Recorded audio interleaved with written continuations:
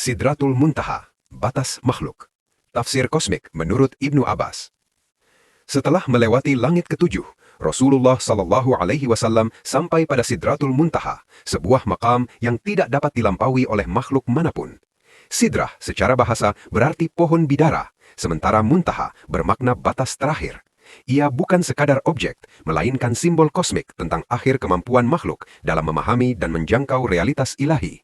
Di titik inilah seluruh pengetahuan makhluk berhenti, dan hanya Allah yang maha mengetahui apa yang ada di baliknya. Ibnu Abbas menafsirkan Sidratul Muntaha sebagai batas ilmu para malaikat, batas perjalanan ruh para nabi, dan batas catatan amal seluruh makhluk. Segala sesuatu yang naik dari bumi berhenti di sana, dan segala ketetapan dari Allah turun melaluinya. Ia adalah simpul antara alam ciptaan dan wilayah ketuhanan. Karena itu, Sidratul Muntaha tidak dapat dipahami sepenuhnya dengan logika fisika atau bahasa manusia. Ia adalah realitas gaib yang hanya dapat didekati dengan iman. Dalam Al-Quran, Sidratul Muntaha digambarkan diselimuti oleh sesuatu yang meliputinya, cahaya, warna dan keindahan yang tak terdefinisi. Para ulama menjelaskan bahwa perubahan warna dan bentuk sidrah bukan karena ia berubah secara materi, melainkan karena ketidakmampuan persepsi makhluk menangkap realitas yang lebih tinggi. Semakin dekat kepada Allah, semakin bahasa manusia kehilangan makna literalnya. Di titik ini, malaikat Jibril berhenti. Ia berkata kepada Rasulullah SAW bahwa jika ia melangkah satu langkah lagi, ia akan terbakar oleh cahaya ilahi. Ini adalah deklarasi agung tentang hierarki makhluk. Jibril, pemimpin para malaikat dan pembawa wahyu, memiliki batas.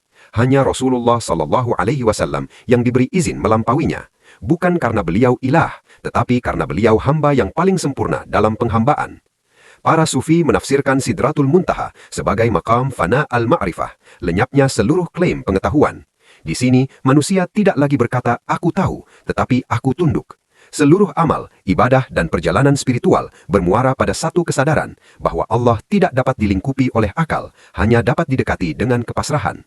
Sidratul Muntaha juga mengajarkan batas bagi manusia, bahwa setinggi apapun ilmu, sehebat apapun teknologi, selalu ada wilayah yang tidak bisa ditembus kecuali dengan wahyu.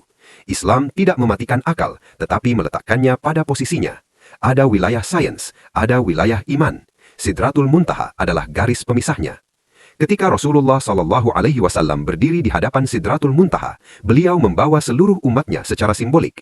Ini adalah pesan bahwa tujuan akhir perjalanan hidup bukanlah kekuasaan, pengetahuan, atau keabadian dunia, melainkan perjumpaan dengan batas diri dan pengakuan mutlak atas keagungan Allah.